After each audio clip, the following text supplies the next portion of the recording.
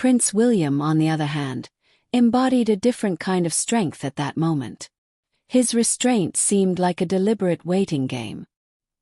He did not push himself to the forefront but allowed the situation to unfold. Therein lay his power. By doing nothing, music. He made it clear that he was ready to assume responsibility without music, demonstratively demanding it. The tension between the generations became palpable. King Charles represented the existing order, Prince William and Princess Catherine an order in the making. This constellation added another layer to the ceremony. It was no longer just about a blessing, but about the unspoken question of who would bear the institution's trust in critical moments. As the guests passed, the impression grew that Prince William and Princess Catherine already formed a kind of protective shield for the monarchy. Their calm demeanor had a soothing effect on those around them as the uncertainty mounted. For the audience, both in the room and watching on screens, a clear picture emerged. Here stood a couple ready to bear the weight of the future. But this very perception heightened the pressure.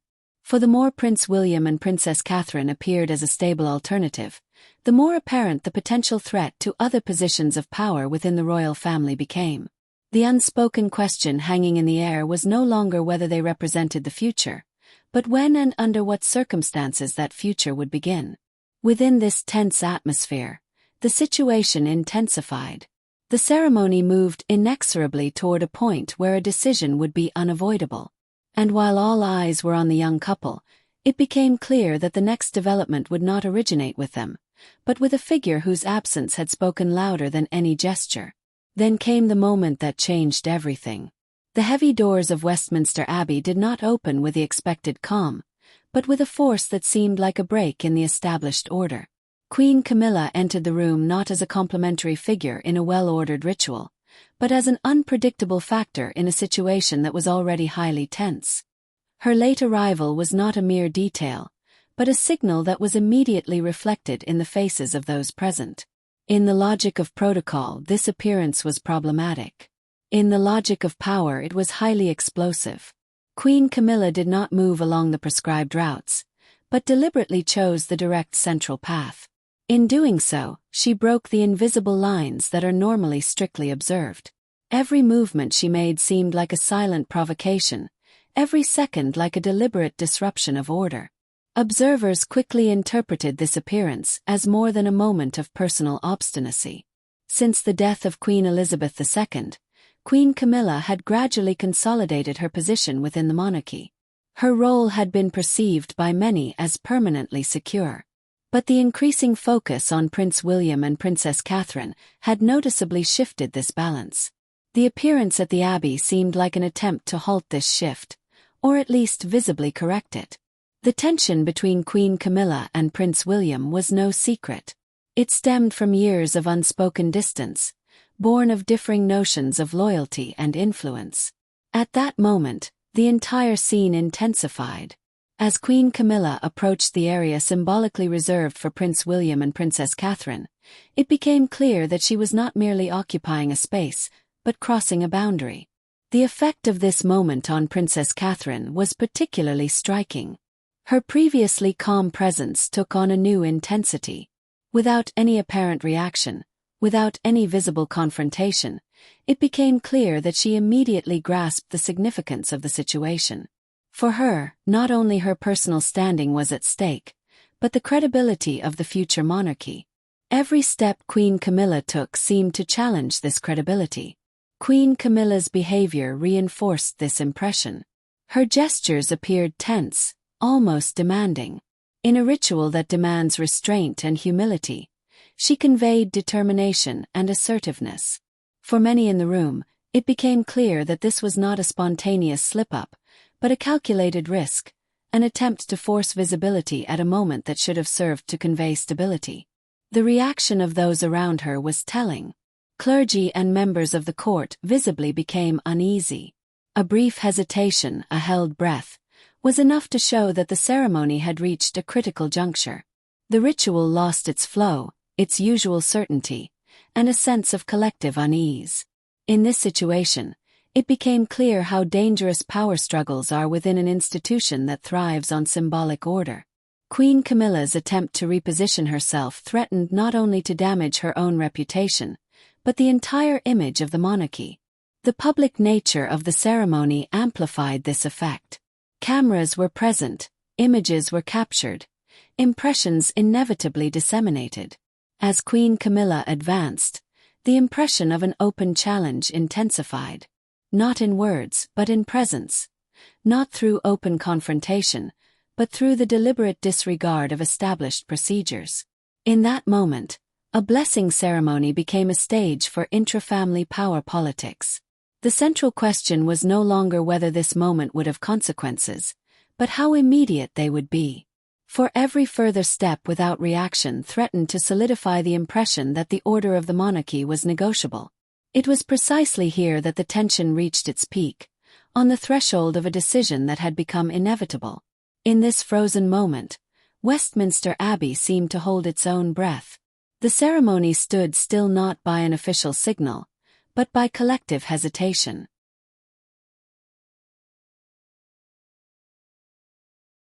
What if a single, carefully staged ritual had nearly shaken the stability of the entire monarchy?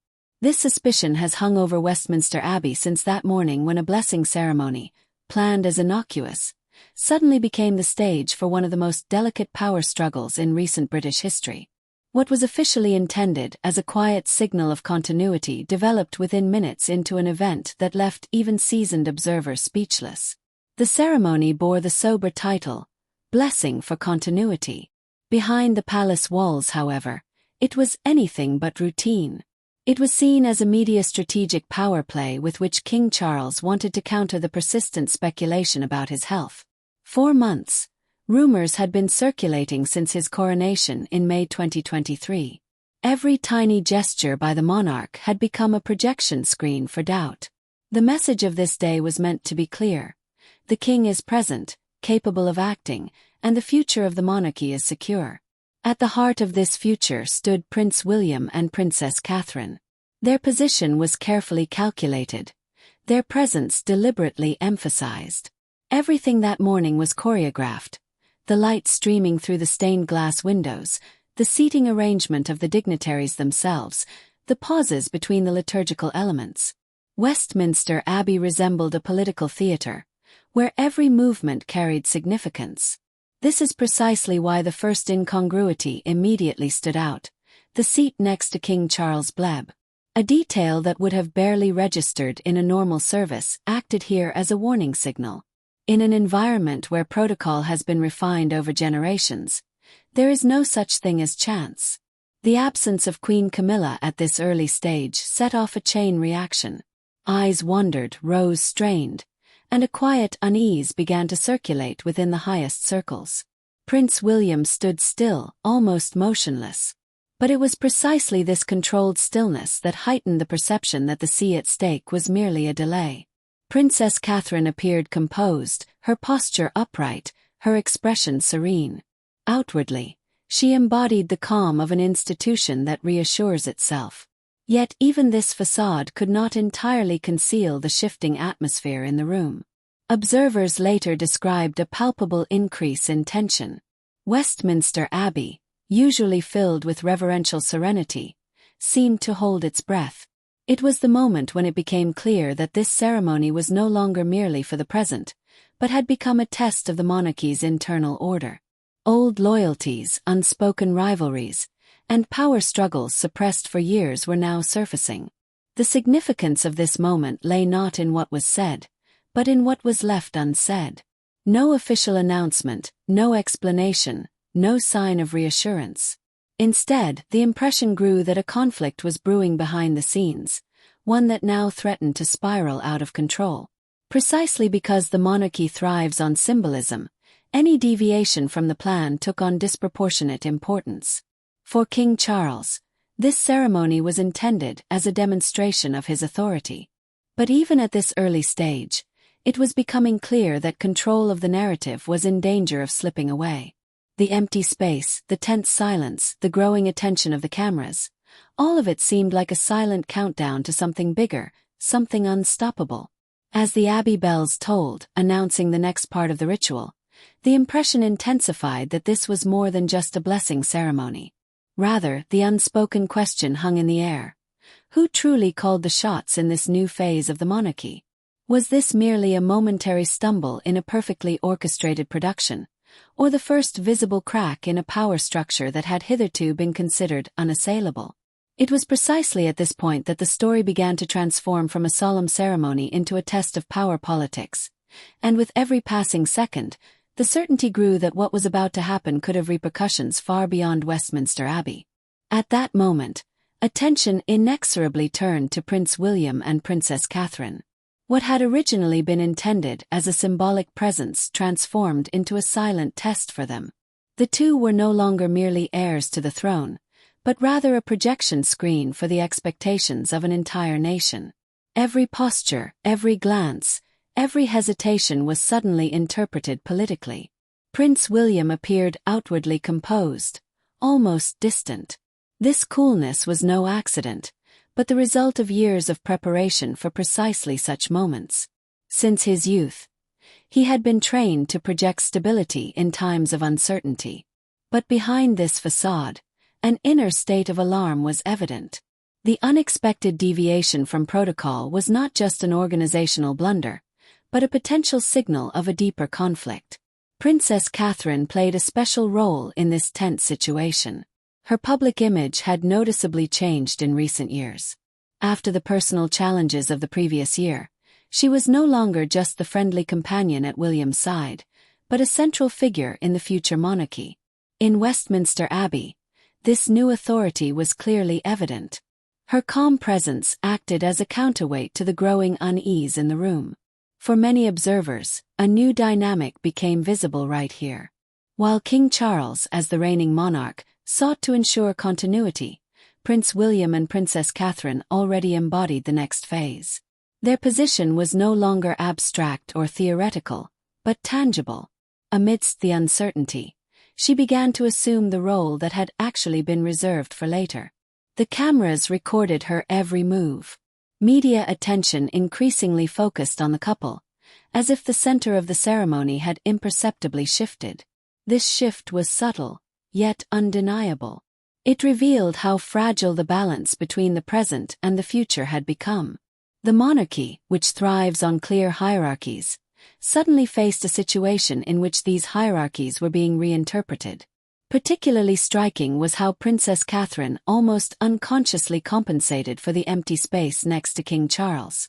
Her posture became more upright, her gaze more determined. Without saying a word, she sent a signal of reliability. Music. For many in the room, this was a moment of quiet realization.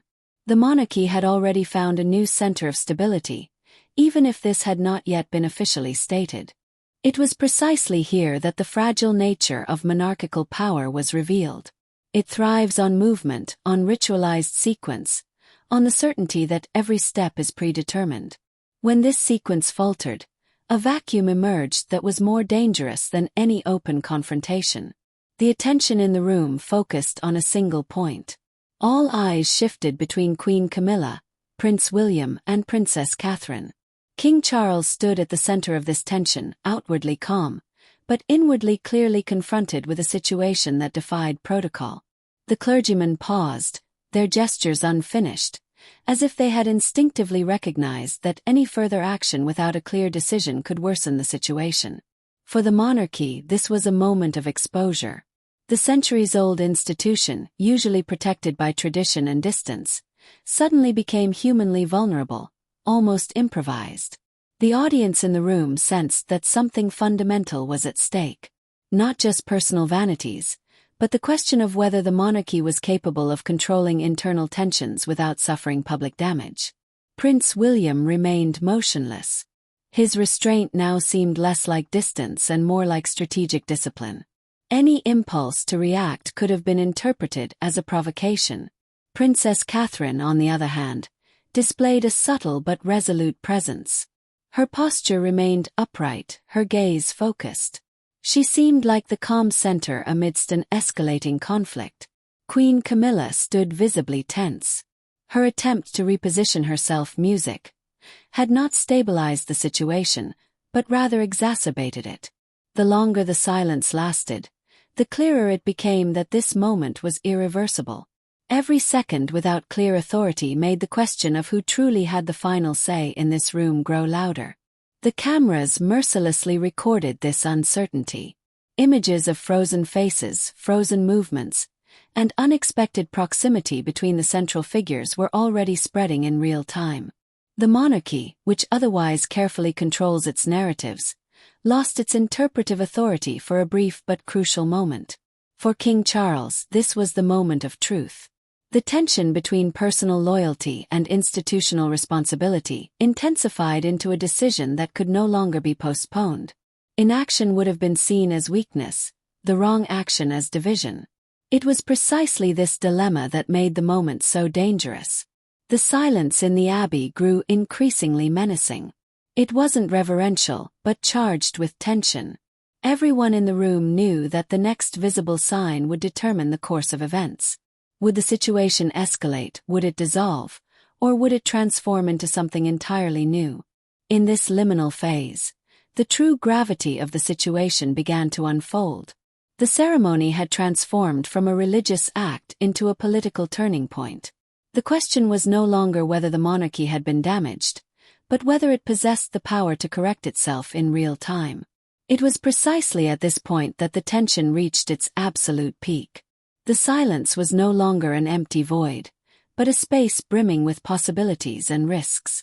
Everything now hinged on a single step that would determine whether this scene would be remembered as an embarrassing incident or a historic turning point. The decisive step came without warning.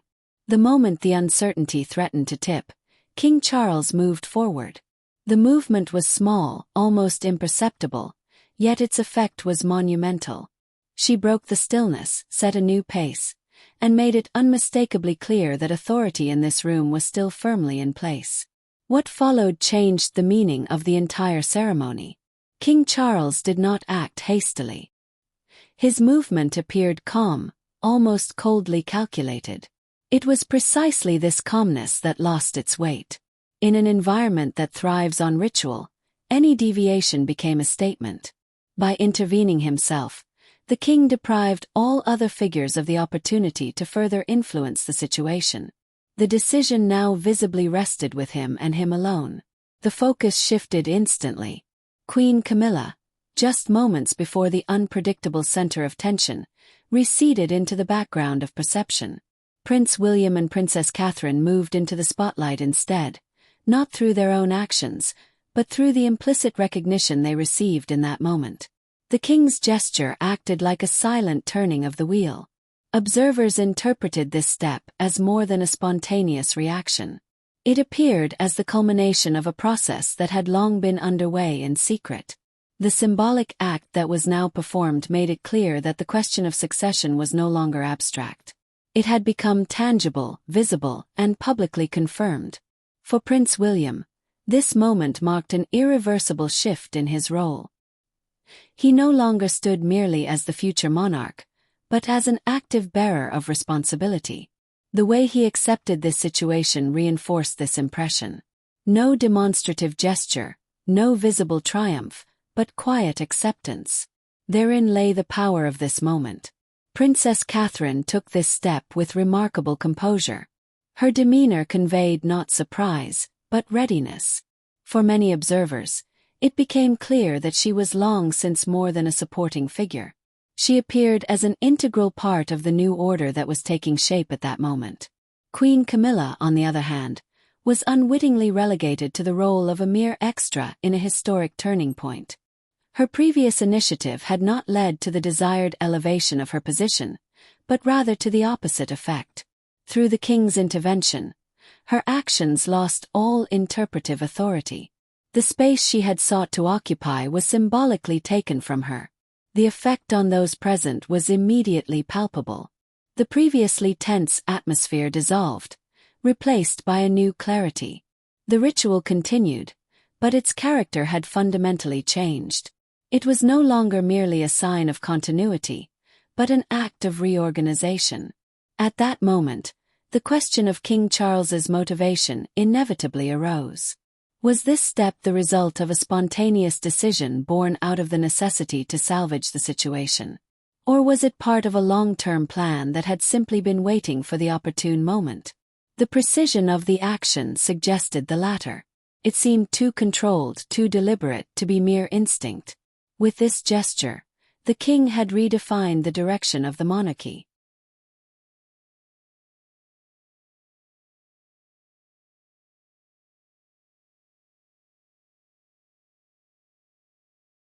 Not through words, but through symbolism. Not through public declaration, but through action.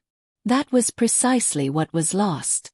The ceremony had been saved, but its original purpose had been surpassed. What had begun as a safeguard for the present had become a public affirmation of the future. And with this step, it was clear that the consequences of this day would extend far beyond Westminster Abbey. The immediate repercussions of this moment unfolded more quickly than many had anticipated. Even as the ceremony was formally concluding, the balance of power within the monarchy had visibly shifted. What had just appeared to be an internal conflict now took the form of a clear reorganization. King Charles had sent a signal with a single gesture that was unmistakably understood within the institution. Queen Camilla lost her central role at that moment. Not through an official declaration, not through open criticism, but through what no longer happened. Her presence faded, diminishing her significance, receding into the shadow of the newly reaffirmed order. For a monarchy that thrives on symbolism, this was one of the clearest forms of demotion. The ceremony had not strengthened her, but isolated her. In parallel, Prince William and Princess Catherine began to assume a new function. Their role transformed from one of representational expectation to one of actual responsibility. Within the palace, this shift was quickly mirrored. Procedures were adapted, responsibilities redistributed, priorities shifted. Without much fanfare, a new center of power emerged, one that no longer rested solely on the person of the king.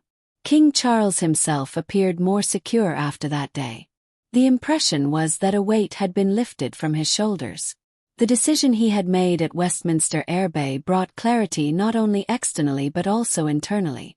The balance between personal commitment and institutional duty had been decided in favor of the monarchy. In retrospect, this decisiveness lent his actions additional weight.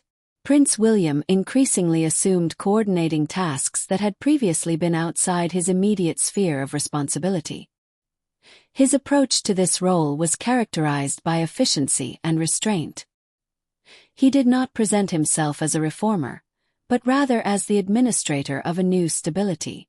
It was precisely this pragmatism that strengthened confidence in his leadership abilities. Princess Catherine, meanwhile, developed into a key strategic figure. Her influence was less evident in formal decisions than in shaping public perception. She embodied both continuity and renewal. This combination proved crucial in consolidating the monarchy's external image. Many saw her as the personification of the institution's future. The public reaction reflected this dynamic. Instead of dwelling on the internal tension, the focus increasingly shifted to the new power structure. The perception of an orderly transition pushed aside the memory of the moment of uncertainty. A potential scandal became a narrative of resolve and leadership. For Queen Camilla, the main outcome was withdrawal. Her role was reduced to a minimum. Her visibility diminished. This development was quiet but consistent. In an institution where every position is symbolically charged, this reduction sent a clear message. The boundaries had been redrawn. The day at Westminster Abbey thus became a turning point. It did not mark the beginning of a crisis, but its resolution. The monarchy had demonstrated its ability to manage internal tensions publicly without losing its authority.